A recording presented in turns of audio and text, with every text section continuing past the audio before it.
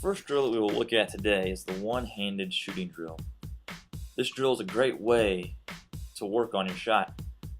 This drill is great to do with your children, and really you can make a contest out of it between the two of you to see who has to wash the dishes after dinner. You should start out a couple inches away from the front of the hoop and bounce the basketball in your shooting hand, whether it's your left or right hand, like you're preparing to take a shot. Your arm should be making a 90-degree angle and be lined up with the center of the hoop, not bent to the right or to the left. Starting off, take about 5 to 10 shots.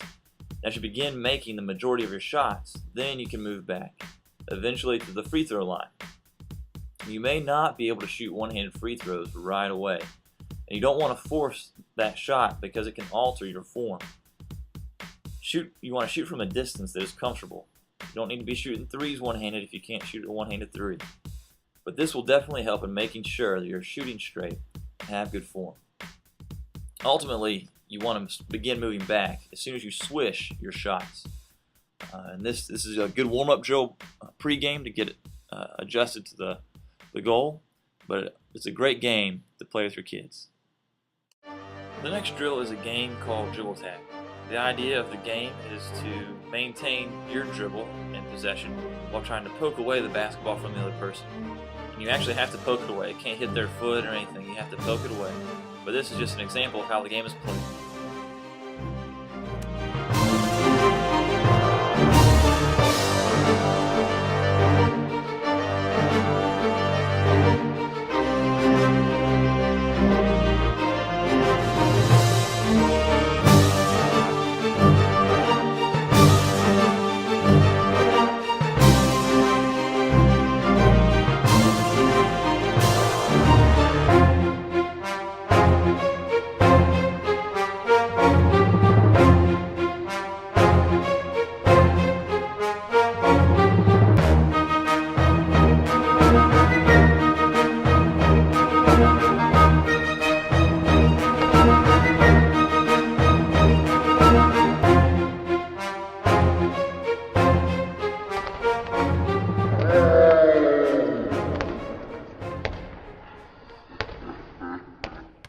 The next drill is a ball handling drill. You want to keep the ball below your waist and keep your eyes up. You start with your right hand, switch over to your left, work on a crossover. Now you don't have to start off this fast, okay? You can take your time, get used to not looking down at the basketball.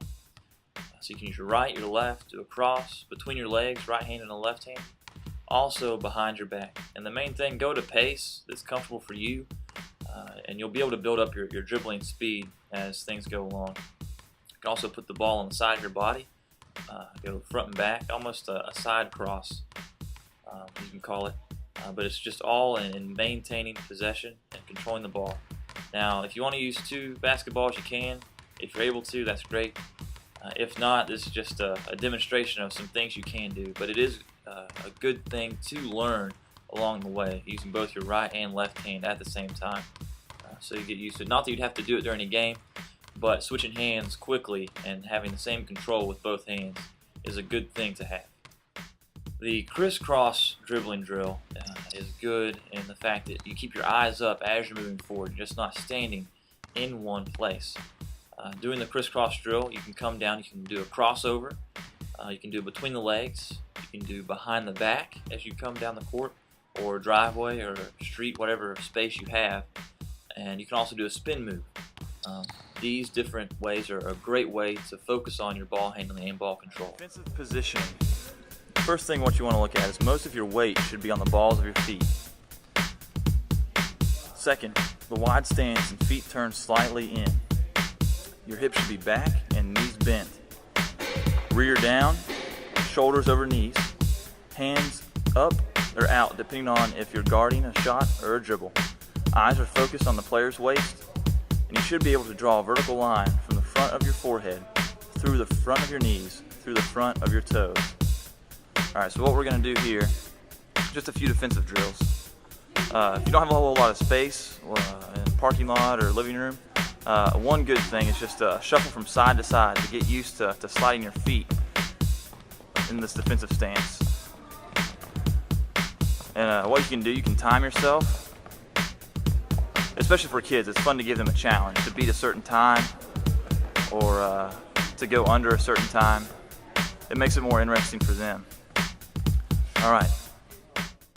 The one-on-one defensive drill is a great way to get used to guarding somebody. You want to stay in your defensive position, stay in front of the player with the basketball.